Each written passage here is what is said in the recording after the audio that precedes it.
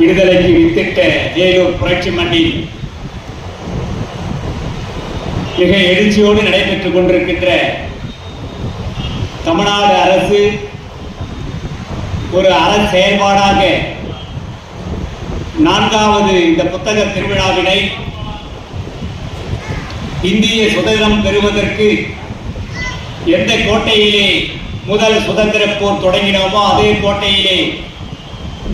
மிக சிறப்பாக நடத்தி கொண்டிருக்கின்ற நம்முடைய தமிழ்நாடு அரசுக்கும் வேலூர் மாவட்டத்தினுடைய மதிப்பிற்குரிய மாவட்ட ஆட்சியர் அவர்களுக்கும் தன்னுடைய பணி முழு நேர பணி நூலகப் பணி என்றாலும் புத்தகங்களை மக்களுக்கு எடுத்து செல்வது என்றாலும்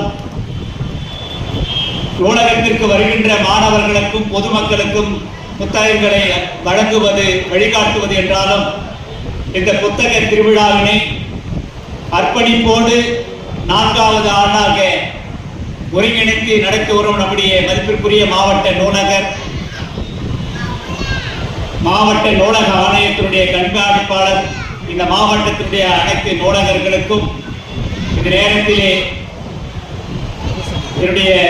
பணிவான வணக்கத்தையும் பாராட்டுகளையும் தெரிவித்துக் கொள்கின்றேன். இந்த புத்தக திருவிழா 28ஆம் தேதி தொடங்கினாலும் தமிழகத்தை தலைநிமிர செய்வேன், எந்த காரணத்தை கொண்டும் தலையுடைய விடமாட்டேன் என்று சபதமேற்று தன்னுடைய இரவு பகல் பாராத அர்ப்பணிப்போடு பணியாற்றிக் கொண்டிருக்கின்ற மாண்புமிகு முதல்வர் அவர்கள் இந்த பணியினை தன்னுடைய அரசு பணியில் மிக முக்கிய பணியாக ஏற்று நடத்துவது என்பது உள்ளபடியே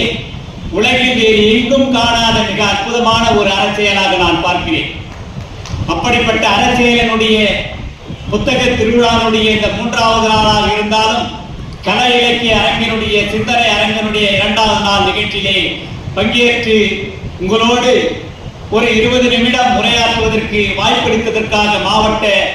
நிர்வாகத்திற்கும் பொது நூலகத்துறைக்கும் நான் நன்றி பாராட்டுகிறேன். எனக்கு பின்னதாக